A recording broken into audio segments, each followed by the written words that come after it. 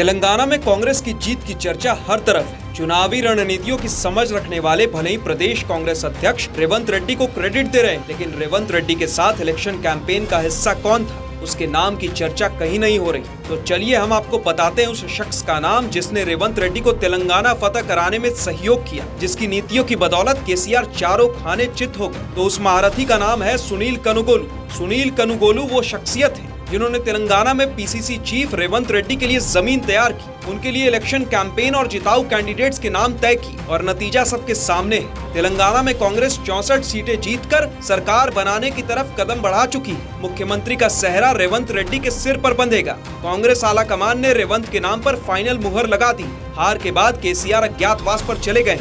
सुनील कनुगोलु ही वो शख्स हैं जिन्होंने केसीआर को बैक टू बैक तीसरी बार सूबे का मुखिया बनने से रोक दिया। केसीआर को सत्ता से बाहर करने के लिए रणनीति तैयार करने वाले सुनील कनुगोलु ही थे। इसके अलावा सुनील कनुगोलु ही वो शख्स हैं जिन्होंने कर्नाटक में भी कांग्रेस को जीत दिलवाई। सुनील की मेहनत की बदौलत ग्रैंड ओल्ड पार्टी ने कर्नाटक में सिद्धारमैया के नेतृत्व में सरकार बनाई। सिद्धारमैया सरकार ने सुनील को क्रेडिट देते हुए उन्हें कैबिनेट रैंक से भी नवाजा था। सुनील के तजुर्बे से प्रभावित कांग्रेस आला कमान उनकी सेवाएं मध्य प्रदेश और राजस्थान में भी लेना चाहता था, लेकिन अशोक गहलोत और कमलनाथ कनुगोलु के नाम पर आश्वस्त नहीं थे। इसके विपरीत तेलंगाना में सीन अलग था। रेवंत रेड्डी ने सुनील कनुगोलु को खुली छूट दे रखी थी, जिसका नतीजा रहा कि कांग्रेस को 64 सीटें हासिल हुई, जबकि सत्तारूढ़ बीआरएस 39 सीटों पर सिमट गई।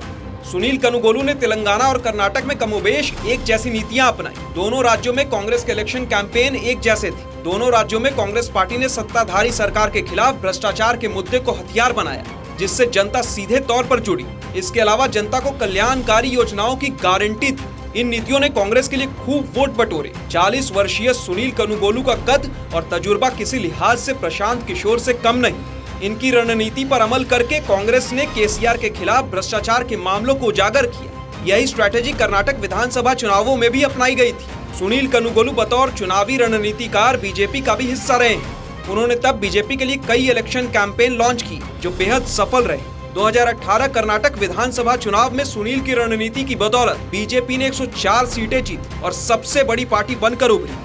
कर्नाटक के अलावा सुनील कनुगोलु 2014 में नरेंद्र मोदी के चुनावी अभियान का भी हिस्सा रह चुके हैं। इसके बाद सुनील यूपी के लिए भी इलेक्शन कैंपेन लॉन्च कर चुके हैं। सुनील कनुगोलु डीएमके और एआईडीएमके के लिए भी चुनावी रणनीति बना चुके हैं। 2021 तमिलनाडु विधानसभा चुनाव में सुनील ने एआईडीएमके को 75 सीटें जितवाई। उसके बाद सुनील कांग्रेस में शामिल हो गए। राहुल गांधी की भारत जोड़ो यात्रा की रणनीति बनाने वाले भी सुनील कनुगोलु ही हैं। अपनी रणनीतियों के दम पर पहले कर्नाटक और फिर तेलंगाना कांग्रेस की झोली में डालने के बाद संभावना जताई जा रही है कि लोकसभा चुनाव से पहले पार्टी सुनील कनुगोलु को बड़ी जिम्मेदारी दे सकती है। ऐसी ही तमाम जानकारी के लिए बने रहें आपके अपने YouTube चैनल TV9 भारतवर्ष के साथ।